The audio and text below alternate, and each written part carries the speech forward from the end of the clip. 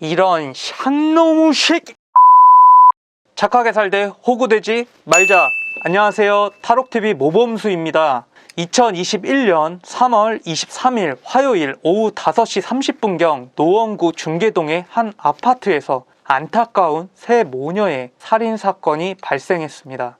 피해자 김태현은 온라인 게임에서 알게 된 A씨의 집에 퀵서비스 기사로 속여 문을 열게 만들었습니다. 그는 아파트에 홀로 있던 A씨 여동생을 살해, 두 번째로 5시간 후쯤 귀가한 A씨 어머니를 살해했으며 그로부터 1시간 뒤 돌아온 A씨를 연달아 살해합니다. 경찰에 따르면 김태현은 살인을 한 이후 경찰에 검거될 때까지 사흘간 외출하지 않고 세 모녀의 시신이 있는 A씨 집에 머물며 밥을 챙겨 먹고 집에 있던 맥주 등 술을 마시는 엽기 행각을 벌인 것으로 전해졌습니다.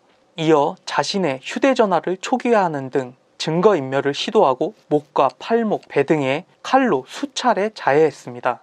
3월 25일 목요일 오후 8시 30분경 경찰은 A씨 지인으로부터 친구와 연락이 안 된다는 신고를 받고 노원구 한 아파트 A씨의 집으로 출동합니다. 그리고 사건 현장의 작은 방에서 김씨를 체포합니다. 살인범 김태현은 자해로 인해 중상을 입어 병원에서 수술을 받은 것으로 알려져 있습니다. 4월 2일 금요일 경찰은 자해를 했던 김씨가 대화가 가능할 정도로 회복되기를 기다려 체포영장을 집행합니다. 김태현은 이틀 동안의 경찰 조사에서 혐의 대부분을 인정한 것으로 전해집니다. 경찰 관계자는 김태현이 피해자의 집 주소를 알아낸 방법에 대해 일관되게 진술하고는 있지만 사실관계가 맞는지 검증하고 있다고 밝혔습니다. 4월 3일 토요일 경찰은 피의자 김태현을 살인 혐의로 구속영장 신청합니다. 이날 오전 김태현을 다시 소환해 11시간 가까이 2차 조사를 벌였습니다. 조사 후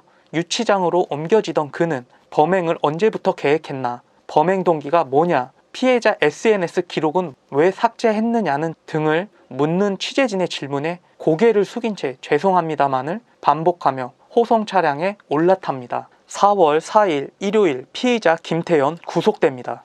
4월 5일 오늘 서울 노원경찰서는 오전 10시부터 김씨를 불러 조사를 이어가고 있습니다. 사건 조사를 위해 프로파일러를 투입했으며 필요할 경우 정신감정과 현장 검증도 병행할 방침이라고 합니다. 아울러 범행 경위를 밝히기 위한 휴대전화 디지털 포렌식 작업도 진행 중입니다. 검찰 송치는 이르면 2주 내에 이뤄질 전망입니다. 또한 서울경찰청은 5일 오후에 외부 위원 등 7명이 참석하는 신상공개 심의위원회를 열어 김씨의 신상공개 여부를 논의하겠다고 밝혔습니다. 신상공개는 언론에 피의자의 과거 사진과 이름, 생년월일 등을 배포하거나 검찰에 송치되는 과정 또는 조사를 받으러 이동하는 과정에서 따로 얼굴을 가리지 않는 방식으로 이루어질 것으로 보입니다. 현행 특정 강력범죄의 처벌에 관한 특례법에 따르면 신상공개는 범행수단이 잔인하거나 피해자의 범죄가 충분히 소명됐다고 판명될 때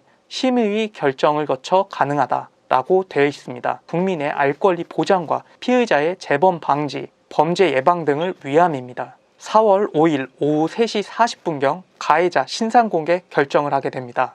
가해자 이름 김태현, 1996년생, 만 25살입니다. 숨진 세 모녀에 대한 부검 결과 사망 원인은 모두 목 부위 자상으로 나타나 또 한 번 누리꾼들의 공분을 일으켰습니다. 경동맥은 목 중에서도 가장 깊은 곳에 위치하기 때문에 경동맥이 손상됐다는 것 자체만으로도 살인 의도가 충분히 있었다고 해석할 수 있습니다. 결국 이 사건은 온라인 게임상에서 만나 피의자의 욕심으로 인한 스토커의 비극적 결말을 보여준 사례입니다. 남녀 간의 만남은 강압으로 이루어질 수 없습니다. 호감이 쌓여 사랑의 결실을 이뤘을 때 만남이 이어지는 것이지 상대방이 원치 않는 만남의 끝은 결코 행복할 수 없습니다. 정신감정 받고 또 정신이 어쩌니 저쩌니 가명 이따위 말 없기를 바랍니다. 삼가 고인의 명복을 빕니다.